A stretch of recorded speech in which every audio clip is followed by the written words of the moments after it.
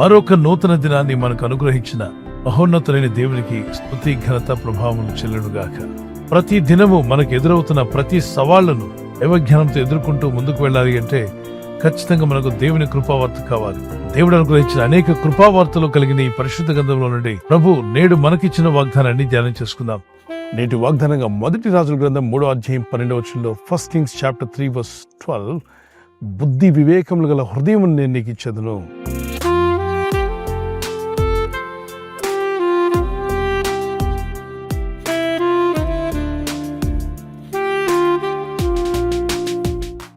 మనం అడిగేటప్పుడు మన ప్రార్థనలు కొన్ని దేవుని సంతోషపరిచేవిగా ఉంటాయి, కొన్ని దేవునికి సంతోషపరిచేవిగా ఉండవు. ఎందుకంటే మన స్వార్థంతో కొన్నిసార్లు అడుగుతూ ఉంటాం. కానీ ఇక్కడ ఈ భక్తుడు అడిగిన ప్రార్థన దేవునికి ఇష్టమైందట. అందుకే అన్నాడు, నీ ప్రార్థన నాకు నచ్చింది. నువ్వేమడిగావంటే నీ శత్రులు ప్రాణం తీయమని నువ్వు అడగల, ఐశ్వర్యం ఇమ్మని నువ్వు అడగల, అంటే ధన సంపదలు ఇమ్మని నువ్వు అడగలేదు. నీకు విరోధంగా ఉన్న శత్రువులను ప్రాణాలు తీసేయమని కూడా నువ్వు అడగల. మరి నువ్వేమడిగావంటే బుద్ధి జ్ఞానం అడుగుతున్నావు. అది నాకు ఇష్టమైన ప్రార్థన. ఇదిగో నేను నీకు ఇవ్వాలనుకుంటున్నాను. బుద్ధి వివేకములు ఇచ్చేటువంటి హృదయాన్ని నేను నీకు ఇస్తాను.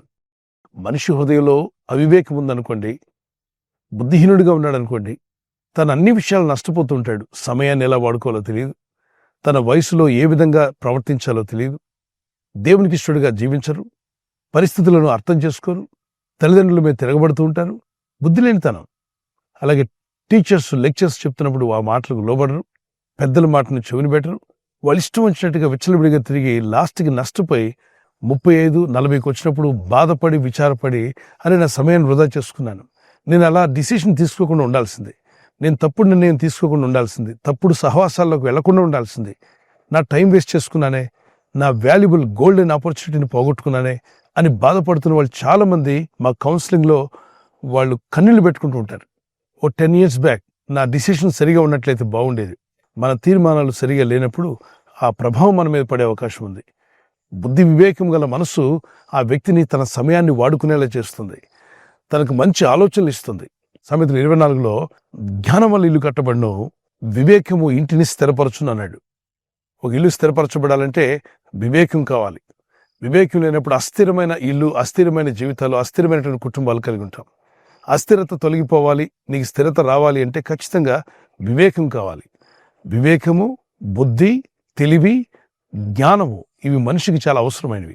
భూమి మీద ఆస్తిపాస్తులు, ధన సంపదలు ఇవన్నీ కూడా ఒక ఎత్తు అయితే, వాటికన్నా మించినవి జ్ఞానము. నీ ఇంటిని కడుతుంది, నీ జీవితాన్ని బాగు చేస్తుంది. ఈ 3 ఉన్నప్పుడే మనిషి జీవితంలో అనేక మేలులు పొందే అవకాశం ఉంది. కనుక ఆ జ్ఞానం ప్రభు మీకు దయచేయాలని ప్రార్థించండి. జ్ఞానవంతులు సమయాన్ని సద్వినియోగం చేసుకుంటారు, బుద్ధిహీనులు సమయాన్ని దుర్వినియోగం చేసుకుంటారు. ఎఫెసీ పత్రిక 5:15-16లో బుద్ధిహీనుల వలె ఉండకుండా జ్ఞానుల వలె మీ సమయాన్ని సద్వినియోగం చేసుకోండి. జ్ఞానులు తమ సమయాన్ని సద్వినియోగం మంచికి వినియోగించుకుంటారట. ఆ మంచికి వినియోగించుకోవాలంటే జ్ఞానం కావాలి. ఈ జ్ఞానము దేవుడు అనుగ్రహించే జ్ఞానం. పైనుండి వచ్చే జ్ఞానము దీనత్వం నేర్పిస్తుంది, పవిత్రంగా బతకడం నేర్పిస్తుంది, దేవునికి ఇష్టంగా బతకడం నేర్పిస్తుంది, సమయాన్ని సద్వినియోగం చేసుకుంటూ ఆత్మీయంగా ముందుకు వెళ్తూ తన చుట్టూ ఉన్న వారికి మేలు చేసేదిగా కనిపిస్తుంది. మరి భూ సంబంధమైన జ్ఞానము ఆ వ్యక్తిని గర్వించేలా చేసి, గర్వాంధులుగా మార్చి వారి జీవితాల చిక్కుల్లో సమస్యలు పడేస్తుంది. మనకు కావాల్సింది భూ సంబంధమైన జ్ఞానం కంటే కూడా పరసంబంధమైన జ్ఞానం మనకు కావాలి. ఈ పరసంబంధమైన జ్ఞానం ఎక్కడి నుండి వస్తుంది? పరసంబంధమైన వివేకం ఎక్కడి నుండి వస్తుంది? పరమందున్న దేవుని యొద్ద నుండే రావాలి. అందుకే యెహోవా యందు భయభక్తి కలిగి ఉంటే జ్ఞానమునకు మూలము, అలాగే యెహోవా యందు భయభక్తి కలిగి ప్రార్థించుట తెలివికి మూలమన్నాడు. యాకోబు పత్రిక 1:5 మీలో ఎవరికైనా జ్ఞానం కొద్దుగా ఉన్నదా? అతడు అడగవలెను, సందేహింపక అడిగినట్లయితే దేవుడు ఎవరిని కాదనక ధారాళంగా దయచేస్తాడంట. God will give you wisdom liberally, he will not refuse anybody. Whoever ask, ఎవరు అడిగినా దేవుని విశ్వాసం ఉంచి ప్రార్థిస్తున్న వారు మొరపెట్టుచుండగా పిల్లలైనా పెద్దలైనా వారి జ్ఞానం అనుగ్రహించగల దేవుడు. విశ్వసించండి, ప్రార్థించండి, దేవుని దగ్గర మొరపెట్టిన ప్రభువా నీవిచ్చే జ్ఞానం నాకు కావాలి, నీవిచ్చే వివేకం నాకు కావాలి. లోక సంబంధమైన వివేకము పనుల్లో, ఉద్యోగాల్లో ఉపయోగపడుతుందేమో కానీ దేవుడిచ్చే జ్ఞానము, వివేకము, బుద్ధి, తెలివి మిమ్మల్ని దేవునితో నడిచేలా చేస్తుంది, దేవుని చిత్తం నెరవేర్చేలా చేస్తుంది, మీ మనసుల్లో మార్పును, మీ కుటుంబాల్లో మార్పును తీసుకొస్తుంది. మరి మీకు మేలు చేయడమే కాదు, మీరు ఇతరులకు కూడా మేలు చేసేవారుగా ఉండబోతున్నారు. మరి దేవుడు అనుగురించే జ్ఞానం, వివేకం మీరు అడిగి ప్రార్థిస్తుండగా ప్రభు మీకు ధారాళంగా దయచేయాలి మా ప్రార్థన. మన సమాజం అంతటికి మేలుగా మార్చగల గొప్ప జ్ఞానాన్ని ప్రభు మీకు దయచేయనుగాక. ఒక చిన్న కీర్తన పాడుకుందాం. నీ జ్ఞానమును నీ సత్యమును నా ఆంతర్యములు పుట్టించుము. నీ జ్ఞానమును నీ సత్యమును నా ఆంతర్యములు పుట్టించుము.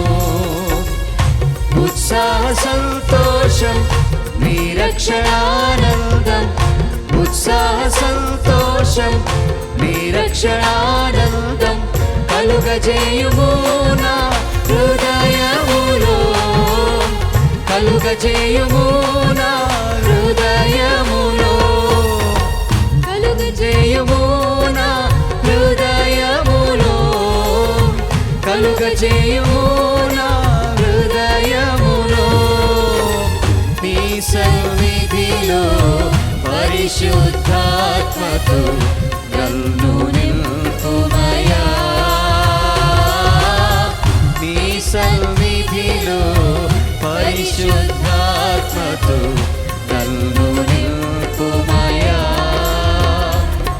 పరిశుద్ధ హృదయం కలుగజేయుము, పరిశుద్ధ హృదయం కలుగజేయుము. ఈ బుద్ధి జ్ఞాన వివేకం లేనప్పుడు మనుషులు ఏం చేస్తారంటే తమ సమయాన్ని సద్వినియోగం చేసుకోక దుష్టులతో సహవాసం చేయడం, సమయాన్ని దుర్వినియోగం చేసుకుని తనకు నష్టం తెచ్చుకొని తనకి ఇంటికి కీడు తెచ్చుకొని తన భవిష్యత్ అంతా అంధకారం చేసుకుంటారు. అట్టి స్థితి లేకుండా ఉండాలని దేవుడు అన్నాడు, జ్ఞానం ఇవ్వాలని కోరుచున్నాను. జ్ఞానం లేక నా ప్రజలు నశించిపోతున్నారు. నా ప్రజలు అన్నాడు అంటే ఆయన నమ్ముకున్న వారే. చాలామంది జ్ఞానం లేకుండా ఉన్నారు.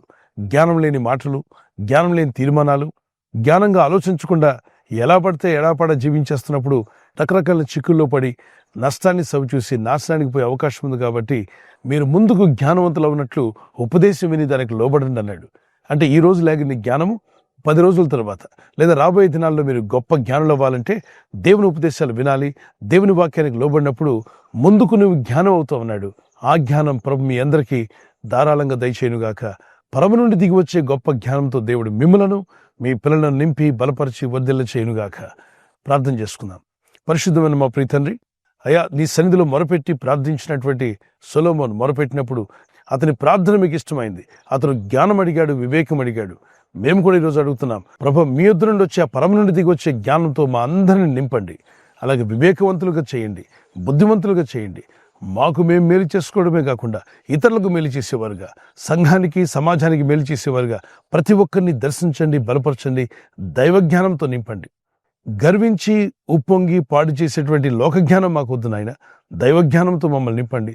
ఈరోజు ప్రార్థించి ప్రయత్నించబోతున్న శంకుస్థాపన అయిన, గృహప్రవేశమైన, ఒక బిజినెస్ ప్రారంభిస్తున్నా, ఉద్యోగ ప్రారంభానికి వెళ్తున్నా, ఒక మంచి కార్యక్రమాన్ని ప్రారంభిస్తుండగా, నేను వారి బిడ్డల వివాహం కొరకు ప్రయత్నాలు చేస్తుండగా వారు చేస్తున్న ప్రయత్నాలు ఫలించలాగున మీ దూతలకు ఆజ్ఞాపించండి. ఎవరైనా హాస్పిటల్లో ఉన్నా, ఐసీయూలో ఉన్నా, ప్రభు ఎవరైతే సీరియస్ కండిషన్లో ఉండి బాధపడుతున్నారో వారికి యేసు నామములో స్వస్థతను అనుగ్రహించండి. కృంగిపోయిన వారిని లేవనెత్తండి. మీ గాయపడిన హస్తమును చాపి వారికి ఉన్న సకల రోగాల నుండి విడుదల ఇచ్చేయి. వారిని లేపి నడిపించడాన్ని సాక్షులుగా నిలబెట్టుకోండి. ఈ ఉదయకాలం ప్రతి రోగి యేసు నామములో స్వస్థత నొందునుగాక. తండ్రి, ఈ దినం ఎవరైతే ప్రయాణమై వెళ్ళబోతున్నారో, అది రైలు మార్గమైన, ఆకాశ మార్గమైన, బస్సుల్లో, వాహనాల్లో ఎక్కడ ప్రయాణం చేస్తున్నా, రోడ్డు మార్గంలో ఏ వాహనంలో వారు ప్రయాణం చేస్తున్నా, నీ ప్రజలకు కాపాడే దూతలను పంపండి. పరమందున్న తండ్రి, మీరు అనుగ్రహించే జ్ఞానం మా జీవితాలను వెలిగిస్తుంది, బలపరుస్తుంది. వెలిగే దీపాలు కూడా అనేకులకు వెలుగునందించేవారుగా మమ్మల్ని వాడుకుని మీ రాకడకు మమ్మల్ని సిద్ధపరచమని, మీ చిత్తం మనల్ని నెరవేర్చమని యేసుక్రీస్తు పరిశుద్ధ నామములో ఈ ఉదయకాలం ప్రార్థిస్తున్న వీరందరికీ దైవజ్ఞానము, వివేకము అనుగ్రహించి మహిమ పొందుకోమని క్రీస్తు యేసు నామములో అడుగుచున్నాను నా పరలోకపు తండ్రి. ఆమేన్, ఆమేన్. మన ప్రభువైన యేసుక్రీస్తు వరకు కృపా సమాధానం మీకు, మీ కుటుంబాలకు సదా తోడేమిని నడిపించునుగాక. ఆమేన్. God bless you. ఈ వాగ్దానం విని ఊరుకోవద్దు. వాగ్దానం విన్నాక ఆమేన్ చెప్పి ఇతరులందరికీ షేర్ చేయండి, లైక్ చేయండి. అలాగే సబ్స్క్రైబ్ చేయని వారందరూ సబ్స్క్రైబ్ చేయండి. ఈ దేవుని మాటలు అనేకులకు చేరవేయండి.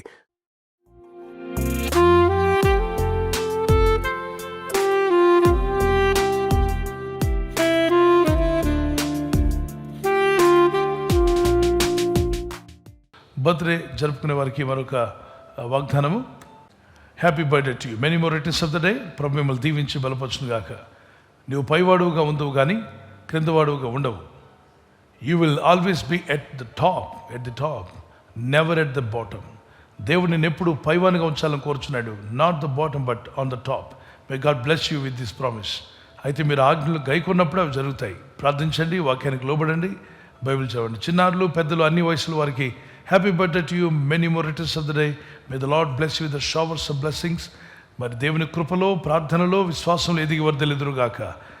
God bless you. We are praying for you. Happy anniversary. Those who are celebrating anniversary, may God bless you. Many more returns of the day. May the lord help you to celebrate.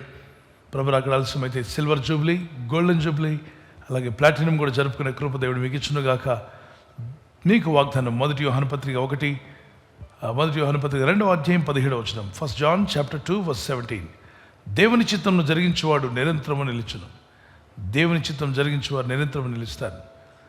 The man who does the will of God lives for ever. మరి ఎల్లప్పుడూ జీవించాలనుకున్నట్లయితే దేవుని చిత్తాన్ని నెరవేర్చే భార్యగా, భర్తగా మీరు ఉండండి. భార్య భర్తకు లోబడాలి, భర్త భార్యను ప్రేమించాలి. మీ ఇద్దరు ఐక్యత కలిగి ఉండడం వల్ల మీ కుటుంబం దీవించబడుతుంది, మీ ఇల్లు దీవించబడుతుంది. దేవునికి ఆనందం, మీకు సంతోషం. God bless you. మీ దాంపత్య జీవితంలో దేవుడు కృపనిచ్చి, బలపరిచి, సమాధానంతో నడిపించునుగాక. ఆమేన్. విడిపోయిన భార్య భర్తలు ఉంటే కలపబడుదురుగాక, సమాధానం కలుగునుగాక. ఆమేన్. ఈ ఛానల్ను మీరు సబ్స్క్రైబ్ చేసుకోవడం వలన 2 పనులు జరుగుతున్నాయి. 1, సువార్త జరుగుతున్నది, ఆత్మలు రక్షించబడుతున్నాయి. 2వది, పేదలకు, అనాథలకు ఈ ఛానల్ ద్వారా సహకారం అందించడం జరుగుతుంది. మనం సబ్స్క్రైబ్ చేసుకోవడం వలన అందరికీ సహాయం చేసిన వారమవుతున్నాం. ఖచ్చితంగా ఈ యూట్యూబ్ ఛానల్ను సబ్స్క్రైబ్ చేసుకొని బెల్ బటన్ను క్లిక్ చేయండి. మీకు వెంటనే మెసేజెస్ పంపబడతాయి.